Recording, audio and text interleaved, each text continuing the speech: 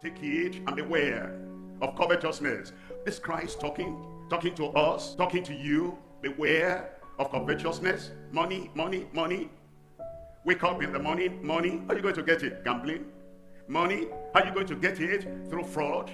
Money, how are you going to get it? Through cheating other people. Money, how are you going to get that? Cutting corners. Money, how will you get that? Abandon education, abandon personal development, and get to other people, get what they have. Beware of covetousness, for a man's life consisted not in the abundance of the things which he possesses. And then he tells us in verse 16. In verse 16 there he tells us, and he spake a parable unto them, saying, the ground of a certain rich man, money, of a certain rich man, materialistic man, of a certain rich man, popular man, of a certain rich man, progressive man, physically, of a certain rich man, brought forth plentifully. And then in verse 17, it says, and he thought within himself. And he thought within himself. Now, he didn't think about God. He didn't think about heaven. He didn't think about what the future destiny will be. He didn't think about his community. He didn't think about improving the lots of men and women around him. He thought of himself. He thought by himself. He thought for himself. He thought within himself. Everything revolved around himself. You know people like that? I want to be happy. That's the only thing they think about. I want to have a lot of wealth. That's the only thing they think about. Me, me, me. And they never think, how can I improve the world in which I am? How can I improve the conditions of people around me? I want to be a doctor because I'm concerned for the people who are suffering. That's a good way to think. I want to be an engineer because I'm concerned about some of these rickety things that people are doing and building. And I want to raise up a structure that will stand all the vicissitudes of life. That's the way to think. I want to bring shelter to people. I want to bring happiness to people. Thinking about other people. You want to so live.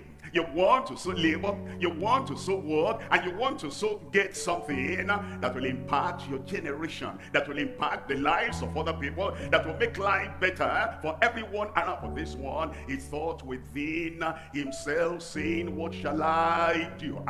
Because I, that's another I, have no room where to bestow my fruits. Everything is selfish. Everything is just for himself. Look at verse 18. In verse 18, then he said, this will I do. The man did not know that any person is living on earth. My fruit, my crops, my produce, the result of the labor of my hand. How can I make the life of another person better? How can I lift up another person? How can I educate somebody? How can I bless a family? How can I put joy, laughter, food, clothing, shelter on other people? No, no, no. He wasn't thinking about that. This will I do. Another I then, I'll pull down my barns and build greater. And there will I, the man is full of I. And there will I bestow all my fruits and my goods. Look at verse 19. And I will say to my soul, my neighbors are hungry, that wasn't his concern. And the roads are bad, I can do something about that. With my wealth and riches, that wasn't his concern. People's lives are not secured, and I can do something to bring security to them. That was not his concern. But I will say to my soul, soul, thou hast much goods laid up for many years. Take thine ease, eat and drink, and be merry. Eat and drink and be merry. That's a one-man party. He had this intention, and he had this goal. Eat every day and be sumptuous every day. Enjoy life every day. Other people are sick, don't talk about that to me. Other people are down, don't talk about that to me. Other, they're dying, don't talk about to me. You can do something. You can help other lives. That's not important to me. I myself, I want to take my ease and eat and drink and be merry. Now look at verse 20. In verse 20 it says, what God said. He didn't think about that, but God said. The God of heaven who put him on earth, but God said. The God that prospered him, but God said. The God that made his fruits to bring forth plentifully for a purpose. The purpose of being a help and the purpose of helping other people. He didn't think about that, but God said unto him, thou fool. He was a rich man, but was a fool.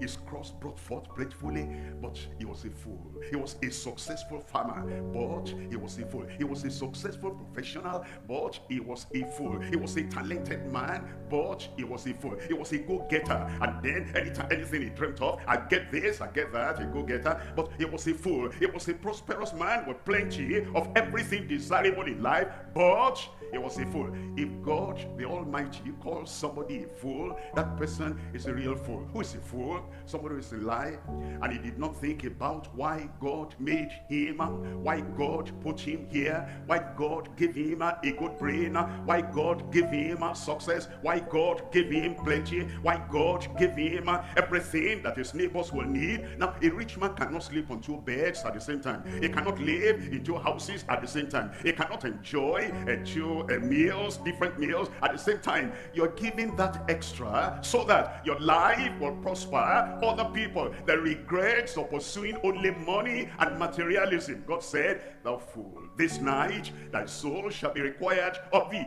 Then who shall those things be which thou hast provided? Now, the Lord wants to give us the explanation, the application of that parable he has told. Look at verse 21 now. It says, so is he, so is everyone, and so are you, and so is he, and so is she, and so is everyone that layeth up treasure for himself, layeth up treasure, not for the community, not for the country, not for the commonwealth, not for the nations, not for the upliftment of other people. So is he, so is she that layeth up treasure for himself. So is he that has a bulging bank account, a lot of money. He doesn't want to spend the money. He doesn't want to touch the money. I want you to reach 1 million. I want you to reach 10 million. I want you to reach 100 million. I want you to reach 1 billion. I want to be called a billionaire. And that is the goal in life. But what he has, it's not using. His mother is sick, he cannot touch that money and take care of the mother.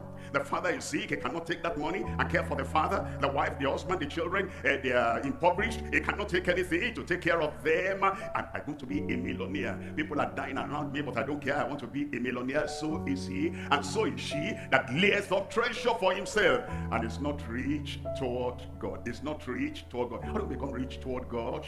Helping his creatures, lifting up the fallen, healing the sick, delivering the oppressed, educating the orphans, and helping people who cannot help themselves. You know, sometimes already you have money, you have the material things, and somebody gets into trouble, and you know he's poor already, and then he says, he comes to you and he says, can you help me? I'll try, but what do you want? I need so much. All right, I will lend you this amount of money, but you will pay interest 25%.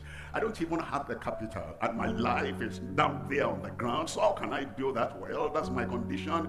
They lay up treasure for themselves, but they're not rich towards God. When you take care of the poor, when you educate the orphans, when you heal those who are sick, when you help those who are helpless, when you give hope to the hopeless, that's when you are rich towards God. But this man, the regret of pursuing money and materialism, and God said, today, this night, this day, your life will be taken away from you, and then you go to the other side. Who shall those things be that you have taken up? Those are the people. Let's trace their lives of regret. Number one, I'm looking at those people now who concentrate. I'll get this, I'll capture that, I will build this, I will do this, I'll do that, but they don't ever help anyone. How do you trace their lives? Number one, they have success without salvation. Success without salvation. It appears they're successful when you see what they have planted, when you see what they have gathered together, when you see their bank account, when you see how they join from house to house, from nation to nation, but they have success without salvation. Number two, satisfaction without sonship. God, who wants to be their father, they have not yielded to him. All I want, money will satisfy me, material things will satisfy me. Satisfaction without sonship. Number three, substance without spirituality. Tangible things, touchable things, the things they have in life. That's mine. You know how many cars I have, you know how many houses I have, and you know how many buildings I've raised up, you know how many degrees I have, and you know how many women are, following me in life. Substance without spirituality. Their soul, their spirit, their heart, their life, the one that will go to God when they die, they have not made preparation for that. There's no salvation, there's no sonship, and there's no spirituality. Number four is stature without a savior. In the community, they try to have a great stature. Anywhere they see that, there are people, they want to be the leader there. I am a natural leader, and I am an achiever, and I want to go there so that I can be taller than everybody there. They have stature, but there's no salvation, there's no savior. The most important thing in the life of a person is to make sure that first of all, whatever I build, whatever I save, whatever I gather, whatever I amass, and whatever I acquire, I have Jesus, the lover of my soul, as my savior, lest You have stature without a savior. There are people, I've discovered my skill, I've discovered my talent, and there is one thing important to me. I'm going to develop this skill until I achieve whatever. Name it and claim it. I'm going to have this, I'm going to have that. Stop for a moment. If you have skill, there is no shelter. There's no shelter for your soul. When you die, then Satan will come. The evil angels will come and carry you to the other side. And there is no one, no angel, no God, no savior, no redeemer to defend you. Where will you be? Skillfulness without a shelter. Number 6, self-sufficiency without service. Did you see that man? I read a story to you. I will break down my barns. I'll build another. I will acquire this. I will acquire that. Self-sufficiency without service. He wasn't ready to serve any other person. I'm asking you, what you have, are you able to serve another person? You say, I'm just a child, how can I serve? When I was younger, after I became born again, a real child of God now, in my class, year 1 at the university, because God gave me the knowledge and everything with that mathematics, and they teach it for the first time, and the thing sticks in my brain. We had an old man in our class. So this old man, everything the lecturer had been saying for the past 1 hour, he got nothing out of that. And when we finish, we have a free hour after that. He said, William, come, old man that I am, that everything the lecturer was saying, I got nothing. And then we'll sit down for the next 1 hour, and I will teach him again what the teacher, the lecturer had said. Even though I wasn't giving him money, I was giving service, free of charge. And the next lesson again, the next lecture again, he'll call me, William, I'm here, please help old man. And then we'll sit down, and then I teach him over and over. And I discovered that's what I've been doing, not just for him in year 1, that's what I've been doing even before that time, that whatever you have sufficient. You have sufficient knowledge and sufficient impact on other people, and you're serving. Now with what you have, how are you going to serve other people? That's life. That's life. It is for you to get something in and then impact the lives of other people and know the joy of serving others. Number 7 is sensuality without sensibleness.